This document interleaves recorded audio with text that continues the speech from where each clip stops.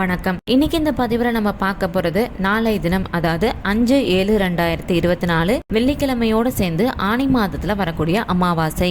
இந்த அமாவாசை வெள்ளிக்கிழமையோட சேர்ந்து வந்திருக்கு இல்லையா? நம்ம இன்றைய தினம் செய்யக்கூடிய வழிபாடு முறைகளால நமக்கு கண்டிப்பா ரெட்டிப்பு பலன்கள் வந்து சேரும். இந்த அமாவாசையில சுபகாரிய தடை விலகிறதுக்கும் திருமண தடை விலகிறதுக்கும் எப்படி வழிபாடு பண்ணலாம் அப்படிங்கறத பத்தி தான் நம்ம தெரிஞ்சுக்க போறோம். அதுக்கு முன்னாடி உங்களுக்கு ஆன்மீகம் சம்பந்தப்பட்ட தகவல்கள் பிடிக்கணும், நம்ம சேனலை மறக்காம சப்ஸ்கிரைப் பண்ணிட்டு வந்துருங்க.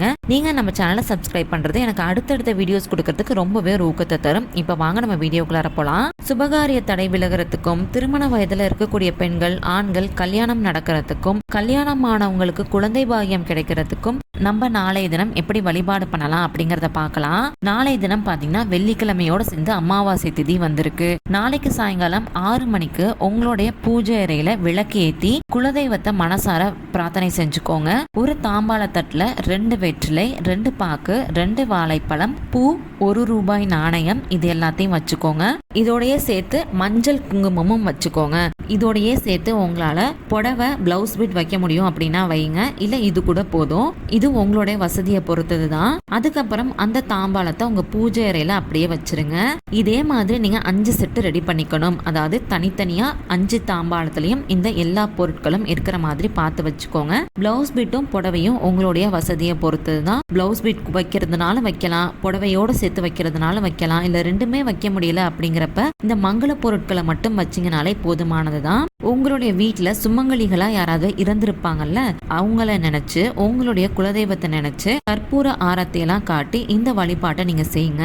உங்களுடைய பூஜை அறையில வச்ச அந்த பொருட்கள் எல்லாம் சுமங்கலி பெண்களுக்கு நீங்க தானம் பண்ணிடுங்க. இந்த பூஜை செஞ்சதுடைய முழு பலன் உங்களுக்கு கிடைக்கணும் அப்படின்னா இந்த பொருட்கள் எல்லாத்தையும் நீங்க வசதி இல்லாத ஏழை சுமங்கலி பெண்ணுக்கு தானம் தரது ரொம்ப ரொம்ப நல்லது.